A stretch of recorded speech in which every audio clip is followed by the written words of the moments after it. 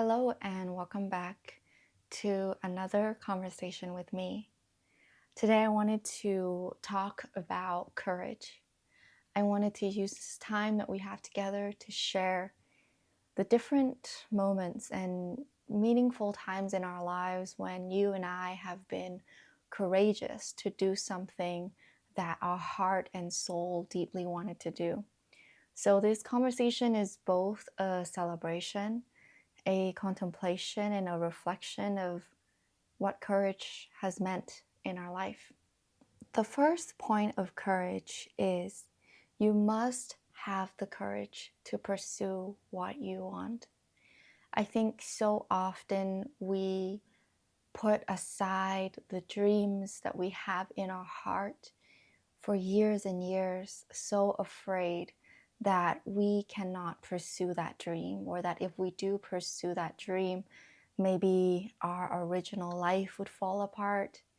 I know for a fact when I knew that I had a dream of doing something differently with my life, I also knew that it was very scary because my original life was consisted of, going to school, doing the things that most of my friends were doing.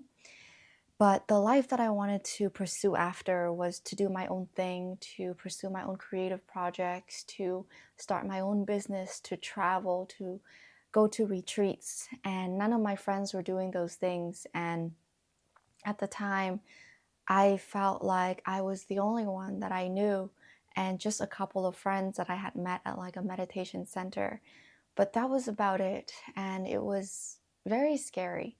But whenever I look back at the things that I had the courage to pursue, they always end up being something that is the most meaningful things in my life.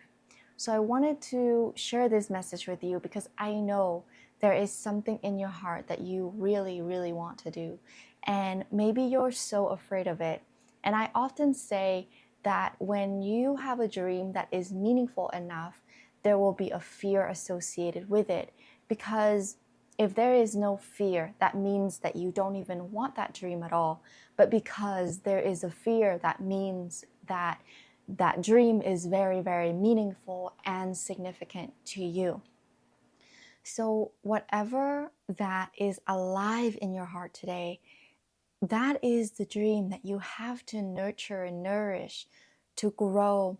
That is the energy of courage you must put into those dreams because they will carry really, really meaningful fruits in your life. Second, courage is the willingness and the faith to take a chance, to take an emotional risk.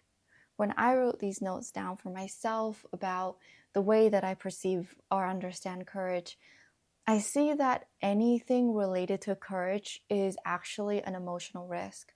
A lot of the times, we're afraid to take a chance at something not because the actual reality is scary, but it's because we're afraid of the emotional risk. If I invest all of my time and energy into this thing that I really care about, the situation that I really care about, will it give me a return that I want? Will I be reciprocated for the energy and the effort that I'm putting in? We're afraid of feeling like failures. We're afraid of feeling like, well, I've put in so much and I didn't get anything out of it. We're afraid of wasting our time. All of these fears can show up in so many different ways. Like, if I take this risk, will it actually change my life? Will it actually happen? It's almost like we need this sense of validation that this is going to work out for us to take that risk. But the thing is that a lot of the times our dreams require us to take that leap of faith, even when we don't know what's going to happen. Because in the process, we're not learning to receive external validation to feel okay. In the process, we're learning to trust in the unknown, in the uncertainty, in the lack of validation that is not available in the outside world. We're learning to validate ourselves from the inside. That is why I think a lot of the times the courage is actually, it's an emotional risk. It's, if I do this, can I risk feeling like a failure and still be okay? Can I risk feeling like, oh my God, I've messed my life up, but I'm still okay? Can I risk feeling like I don't know what I'm doing, but I'm still okay? A lot of the times when we're going into uncertainty, when we're going into the unknown, we will feel those things. Those thoughts will come up. Am I doing this correctly? Am I doing this right? Am I just messing my life up? Am I making a mistake? Am I doing something right here? Like, our brain goes into those modes. But the truth is, it's only because you've stepped outside of your comfort zone, and it's a good thing. So anytime when you feel like, oh my God, is this what I'm doing correct? Am I doing the right thing? Am I messing my whole life up? Is this right? Like, I feel nervous. Those are the feelings that are signaling to you that you have stepped outside of your comfort zone, and that it's a good thing, and that you should continue to pursue those feelings, to lean into them, to be like, okay, I have just stepped out of my comfort zone, and the response that my body is giving me is this, ooh, like anxious, nervous, like, ooh, can I do this? Can I really do this? And so the response to that is yes, yes, trust. Lean into it, trust, right? And so many quotes that talks about courage is, courage doesn't exist without fear. That is the law of duality. For courage to exist, fear has to exist. It's the same thing. If love exists, hate exists. Courage exists because there's fear. A lot of the things we are considered as courageous in this society, in our life, it's because there's a fear. There's a sense of bravery that's required to pursue those things. There's fear associated with it. Fear of either, what will people think of me? Will I succeed or will I fail? Will I have, messed my whole life up, right? Like, those are the thoughts that run in our head, but those are the personal fears. And the courage is being able to accept that and being like, I'm okay if none of this work. I think that is the biggest stepping stone that you can create for yourself, to be okay with anything, how anything turns out. I think that's what I've seen in my life, and just look at the projects that I failed at so many times, is that if I could accept my failure faster. Like, you know what? I'm so new at this, and I accept that as I keep pursuing this thing, my initial few steps, I'm going to fail. I'm going to fail, and failing is okay. Feeling like a failure is okay. Having no results is okay. Just like accepting failure as fast as possible, I think that is actually the way to get to success, because when we are so fixated on, okay, I need to see the results immediately, I need to see and know that I'm doing something right, correctly, I need to know that I'm succeeding, we're constantly chasing that external validation. We're not really focusing on what is important, which is the internal process, the input, the action, the way that we are building ourselves in the process, our relationship with what we are doing, right? We're only focused on, is this working? Is this happening? Is this correct? Am I validated? Do I get the results? When we're only focusing on the external results, it takes away the real focus, which is the internal process. Okay, so that's emotional risk. Can I risk feeling like, if I do this, will I fail? Can I still be okay? If you can say to yourself, I'm going to be okay, then you're going to feel so safe to pursue whatever it is that you're afraid of. The third or the fourth point, in different chapters of your life, you will have to take different kinds of risks. Each chapter in your life requires you to take risks and have courage in different ways. What that means is basically, I'm sure when you think back in moments in your childhood, you have had moments when you have had to muster up the courage to do something. Either it's raising your hand to answer a question in class, or maybe talking to a new friend, or introducing your name for the first time in the classroom. Like, we all have had different moments of what courage feels like in our life. And each chapter of our life, each age, each season, each thing that we are engaging in, it requires a different kinds of courage. But the truth of the matter is that you, no matter who you are, you can think that you don't have any courage at all, but I can guarantee that you know there's at some point in your life you have had moments of courage. It's just that in this chapter of your life, courage looks different. So maybe in elementary school, courage looks like, saying your name for the first time in the classroom, or raising your hand, or actually sharing an idea with the teacher or something like that. Whereas right now, in this chapter of your life, courage might look different. It might look like asking that person out on a date. It might look like pursuing a different kind of career. It might look like, going to an interview and being yourself and being confident and really speaking and standing in your expertise. Or it may be posting content online. It may be building this business that you have no idea what you're doing. Like, courage looks different in each chapter of your life, each season of your life. But here's the thing. I want you to know that you already have courage. You already have courage. It's not something that you have to find outside of yourself. You just have to remember all of the previous moments in your life that you have had the courage to do something, whether it's small, whether it's big. And all you have to do is find that moment, even if it's something from your childhood, something really small, something that feels like, oh, well, I don't know, like that's just, doesn't everybody do that? No, no, no. Just take that moment and really anchor that in and know that in you there's already courage. All it is you connecting to that energy now. All it is that this chapter requires something that looks different. It may look like, okay, well, I've never traveled to this country, so what am I supposed to do? Or, I want to save up to buy a house, like whatever it is, right? Like, courage looks different, but the energy of it is the same.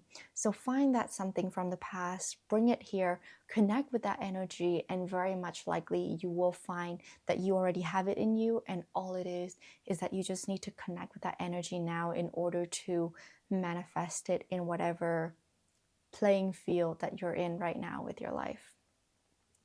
Taking risks energizes you, your life, and your goals. When you take risks, you're basically saying to the universe, me, me, I'm the one. I choose. I choose to be the one. I'm the one. Taking risks mean that you're stepping outside of your comfort zone. If you're always doing something within your comfort zone, you're not taking risks. And like I've said before, risks are mainly emotional.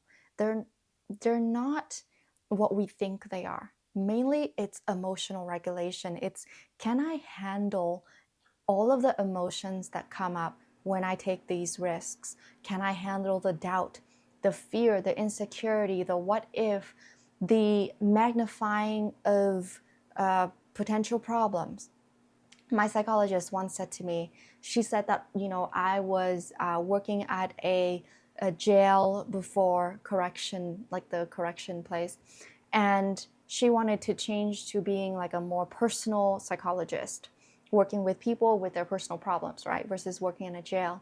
And she told me that when she was making that transitions, in her head, all she could think about is, what if I fail? What if I'm a terrible psychologist? What if I become homeless? What if I have no clients? What if, what if, what if, what if? And so I'm sitting there across from her, right? And I listen to somebody who is so amazing at what she does to have these thoughts in her head. It makes this whole thing so human. It's like, even if you are a psychologist, you've studied, you're an expert in some field, or maybe a different field, right? It doesn't have to be psychology. But anytime when you're stepping outside of your comfort zone, you're going to feel that. You're going to have the the loops in your head that will start to say, well, what if you go homeless? What if, like your brain starts to think about the worst scenarios, and then it starts to keep rolling and rolling and rolling. We all do this. We all do this. What I've started to understand is this is a part of our inner child that was afraid. And when I think about that part in me, it's the part of me that was like sitting in a dark room when I was 7, 8 years old, feeling like I have no idea what to do with this world. At that time, I was being bullied in school. I was crying. I didn't tell anybody. Like a lot of my fears and anxiety are associated with that memory of that little girl, didn't have the support, the emotional validation from the people around her. And she was dealing with everything by herself and she was so afraid, right? And so a lot of the times now in my adulthood, when I feel that, this is scary to do, or what if these bad things happen, I think about the consciousness that was developed from when I was 8 years old that's kind of coming back into this loop, right? What if the worst thing happens? But then the truth is, when you come back to your adult self, you can remember all of the different ways that you've handled so many challenges in your life in such skillful ways. Maybe you've gone through a heartbreak and you thought you could never get over this person, but you actually did. And you found someone better. You got into a better relationship. Or maybe you've gone through a breakup with a friend and you were so sad, but somehow you managed and you were able to move through that, right? So there were so many challenges in your life that you have been able to overcome. So it's actually about leaning into all of these moments and recognizing where you are able to emotionally regulate yourself, and then use that as a foundation, as an anchor to trust in your next step forward, whatever it is that you want to take a risk with. Know that you have this foundation of emotional regulation within yourself in order to take the risks. And if you feel like you need more skill set to regulate yourself, that is also a valid thing. That is a valid thing. And I would encourage you to work with a therapist, a coach, a psychologist, or just somebody who's in this field who understands how to emotional regulate, how to teach that, and can share those skill set with you, because those are the things that become so foundational in any risks that you decide to take on with your life. Okay, which leads me to the next point: building a sense of safety to fall back within yourself when you feel afraid. What is that safety net? The reason why I bring in safety is because the more that we can feel safe within ourselves, the more we become our own safety, um, like our own safe island within ourselves. It becomes so much easier for us to go out there and take the emotional risks that we are so afraid of, because we know that if we go out there and we do something and somebody ridicule us, right? They say, "Oh, well, why are you doing that? You are so ridiculous." We know that when we come back to ourselves, we're not saying, "Oh, I'm so ridiculous. How could I be doing that?" No, no, no. Our safety net, our safety space within ourselves will say, "That person thought what I was doing was ridiculous. That is a projection of that person, and I choose to not take that on. I know what I'm doing is meaningful to me, and I will stay connected to the meaning of how it feels for me when I'm doing what I'm doing. And I will stay connected to my heart, to my devotion. I will stay connected to myself, and I will continue to do what I know is right for me.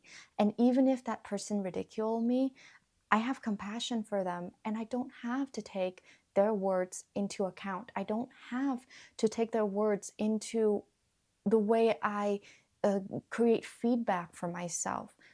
Their projections are not the feedback to take on for myself. I will continue to do what feels right in my heart." Do you see what I mean? I didn't have this sense of safety before. And because I didn't have this sense of safety before, it was so hard for me to start sharing content online. Back in 2019, I had just started sharing my content online. I was starting a podcast at that time and I wanted to show up more. But every time that I showed up online, I would come back to myself and I would judge myself so harshly. It wasn't even anyone else judging me, but it was me judging myself. And it was because I didn't build the safety container within myself that if something were to happen, I could fall back and feel loved within. If anything, it was the opposite. Nothing else out there in the world was giving me a negative feedback. But when I was doing it, I was the one giving myself the negative feedback. Then I started to realize, okay, it was me. I didn't build a safety container within me in order to facilitate me taking an emotional risk, me pursuing my dream, me pursuing this thing that feels like I need a huge amount of courage to do this. And so back in the past, when I didn't have that safety container, I would do something courageous and then retreat back into self-criticism.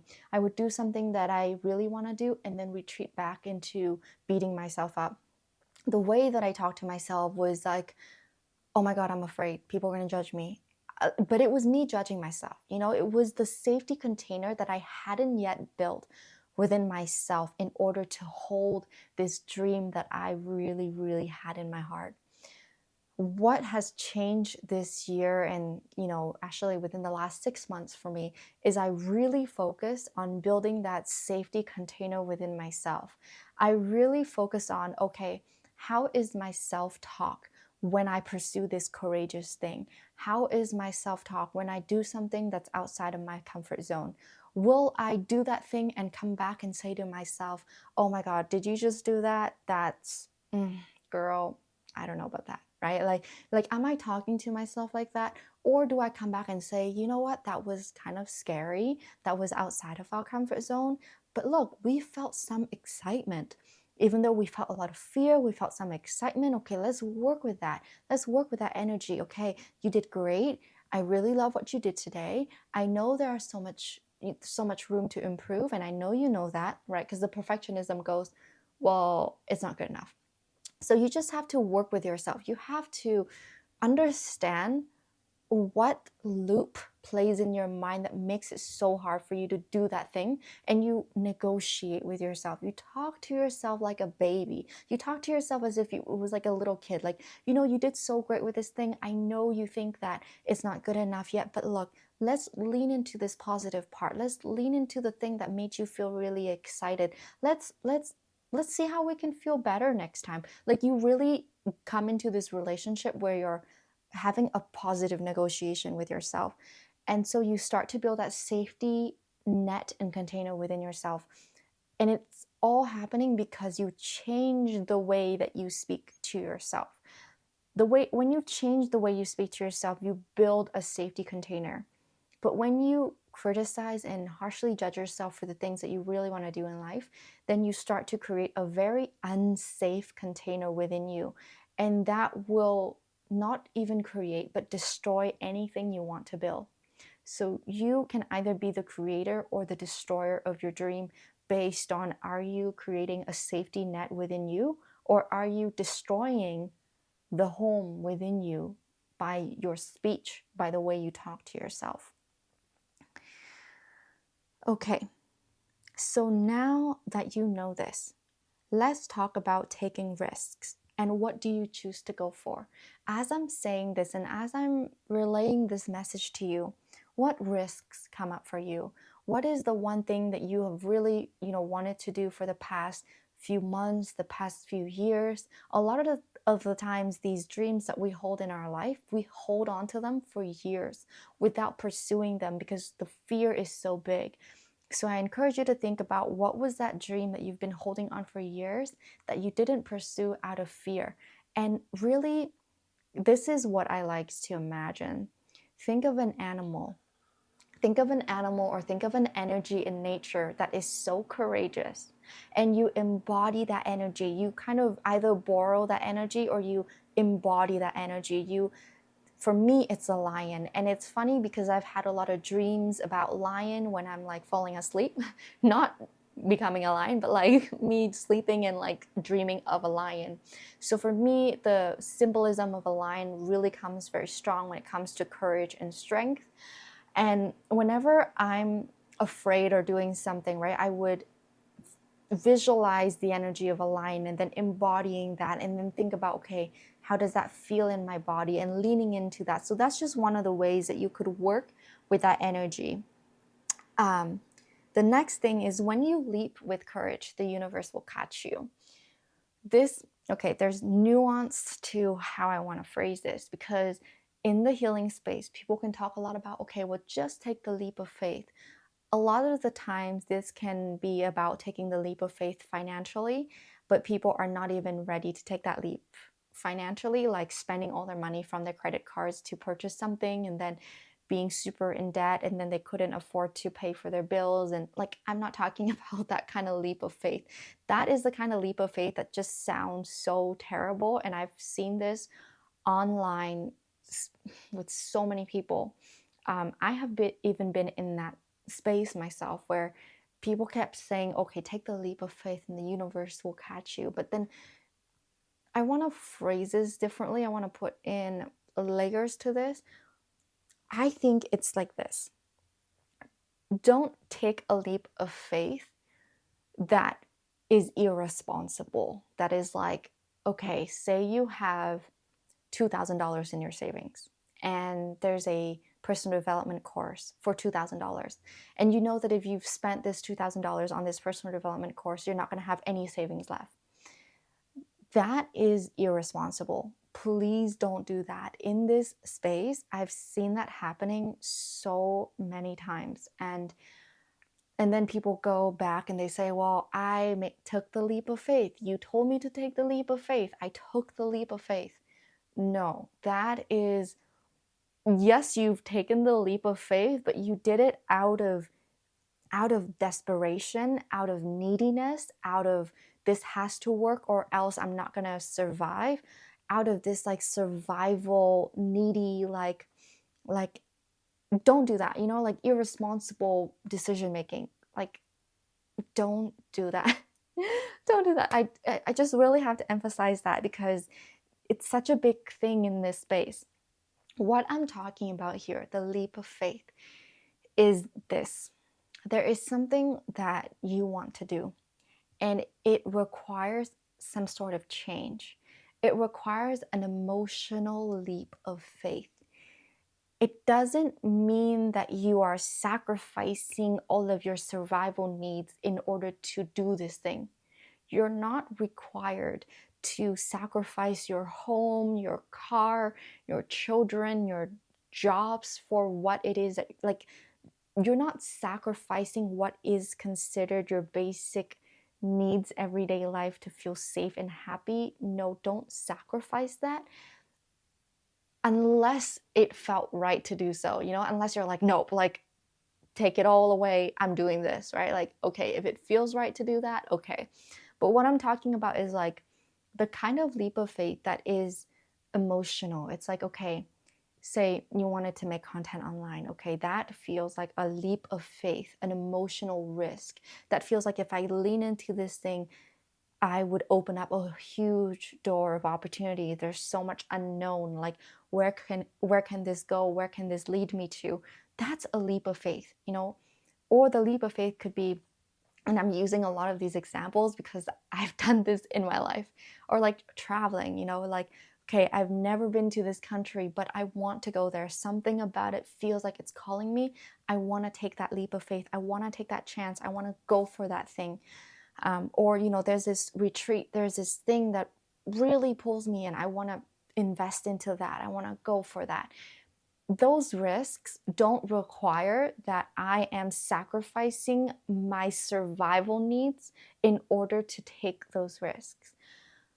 The times in the past when I've had to sacrifice my survival needs or desires, it was out of desperation. It was out of an ego desperation. Like, oh, I need to achieve this result as fast as possible, so I will pay this person as much as possible to give me this thing as fast as possible.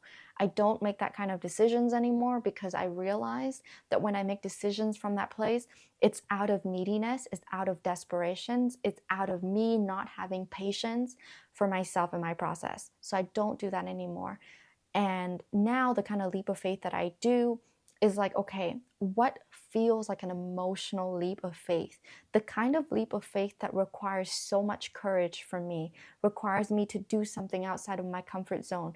That is the leap of faith that I'm going to go for. The kind of leap of faith that when I think back about myself, it built my character in some way. It developed my strength in some way.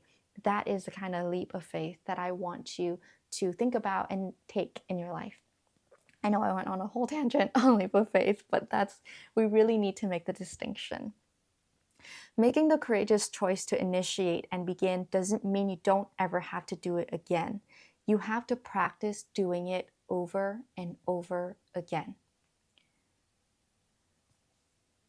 I used to think that if I make this courageous choice once, I'm good, I'm done. I don't ever have to make a courageous choice again, because if I've done it once, then I'm good. That was my mindset. And then I started to realize, as I keep taking risk, is that I guess this thing doesn't end.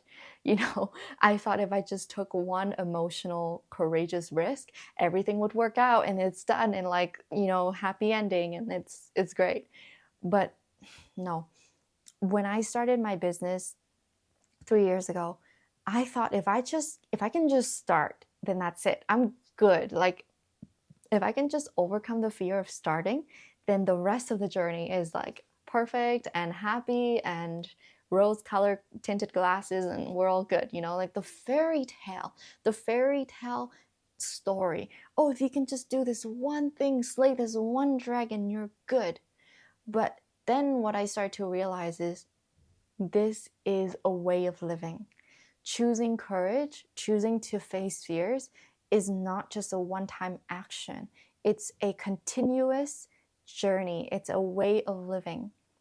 And I'm going to make a video soon about being a peaceful warrior, because it goes really in depth in this way of living, of being a courageous warrior who continuously faces fears and being courageous within themselves. It becomes a way of life. It becomes the journey. It becomes a principle in the way that you live. It's not just doing this one thing and you're good and you're done. It becomes who you are. It becomes, they call it, sometimes they call it shadow work. You're facing your fear, you're facing your doubt, you're facing what's scary. You don't just do it once. You do it over and over and over again. And that is what builds your character over and over and over again. It's like you don't just go to the gym once. You go multiple times to keep building on that skill, to maintaining the strength, to keep what is working. I know you got that. Okay. Self-mastery is not doing something once and be done. It is doing something over and over again. A lot of the times, or actually lately, I've been thinking a lot about, things that I'm doing every day in my life. I start to look at it from a lens of, I don't want to just do this to achieve a result. I don't want to just do this in order to make something happen. I don't want to just do this to create an outcome that I want in my life, because that feels very short term to me. It feels very temporary. It feels like a mean to achieve an end. It feels like, oh, I'm just doing this out of an ego want for something outside of myself. What I started to switch my mindset over is self-mastery. I am doing this to master myself. I'm engaging with this skill set, with this thing, because I want to master this in my life. For example, if I am committed to facing my fear every day and showing up and sharing things, I'm not just doing this so that I create a result, because what happens when that result comes? Do I stop? No, the joy is in the process. And so for me, when I create this, it's the self-mastery. It's like, I'm in love with the process. I'm gonna continually lean into it.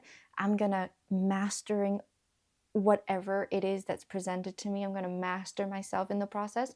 I'm going to master this in the long term, in the long haul. Like, in years from now, mastery is going to look like falling in love with it.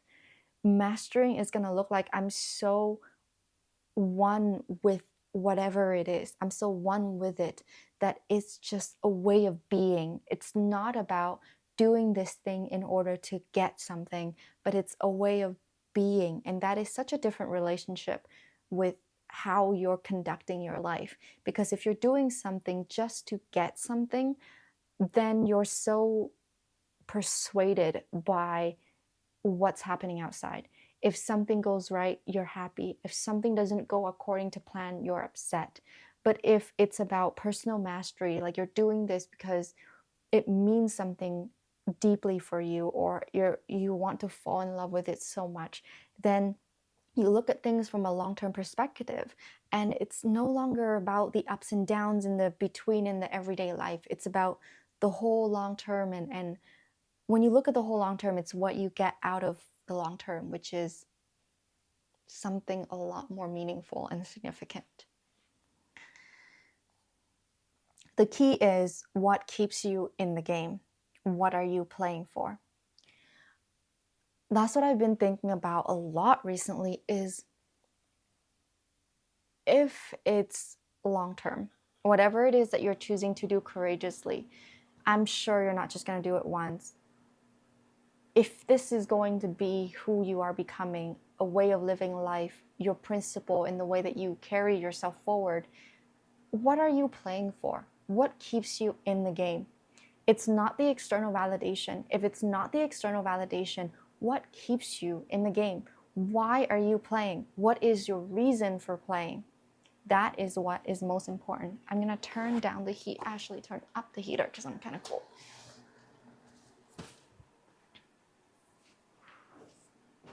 Yes. So yeah, think about what keeps you in the game. What about this game that you're playing that keeps you in the long haul? Why are you playing?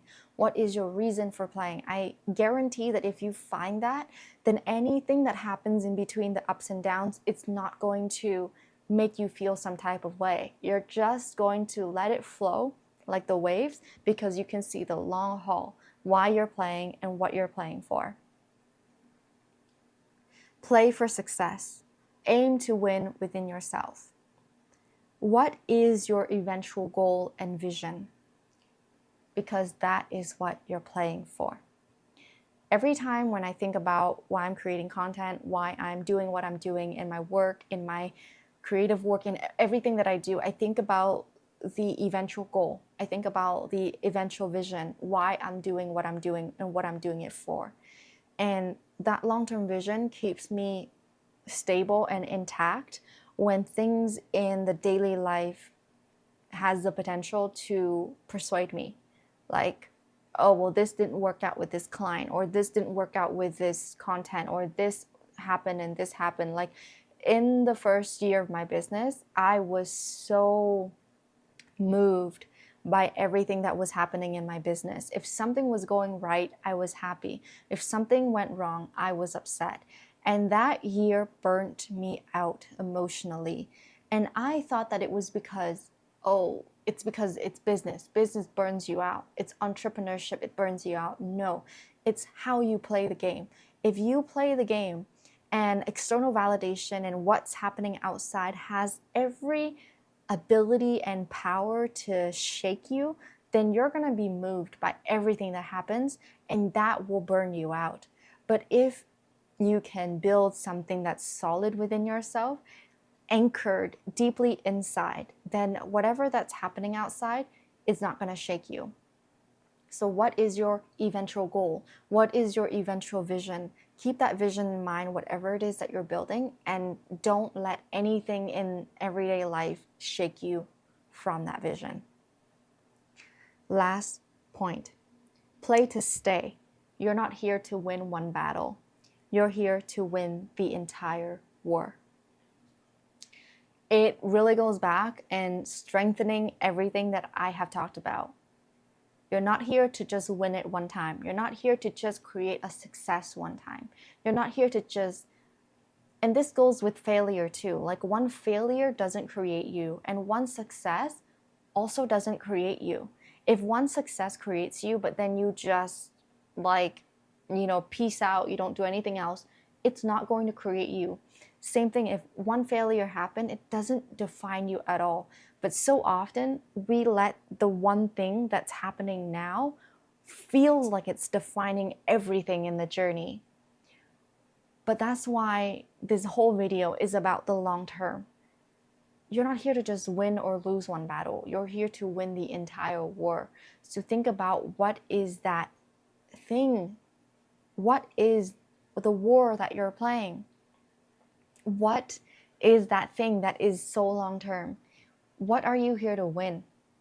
What are you here to win? For me, when I do this and I think about my long term, I think about winning myself. It's about building a life that feels so true to me that I feel like because of that, I have mastered what I needed to do in this lifetime for me.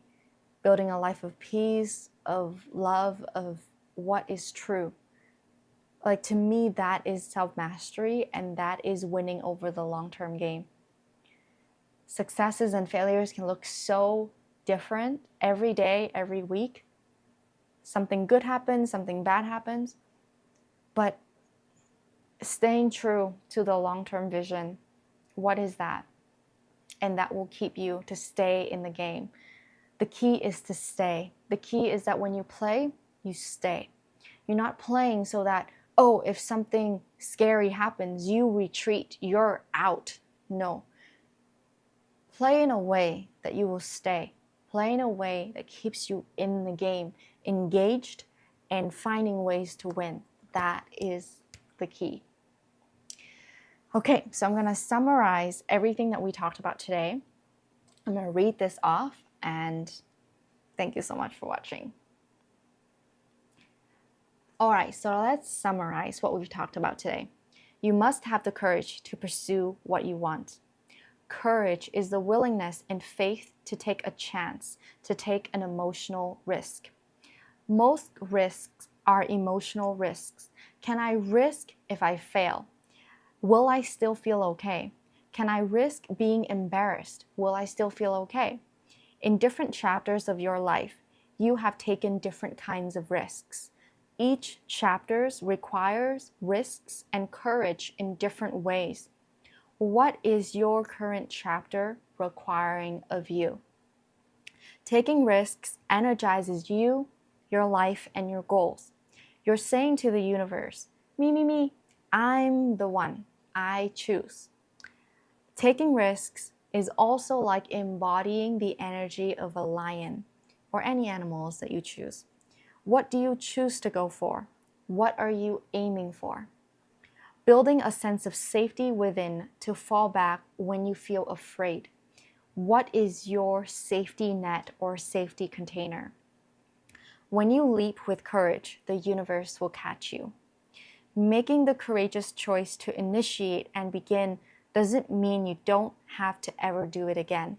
You have to practice it over and over again. It becomes a way of life. It becomes a way of being for you.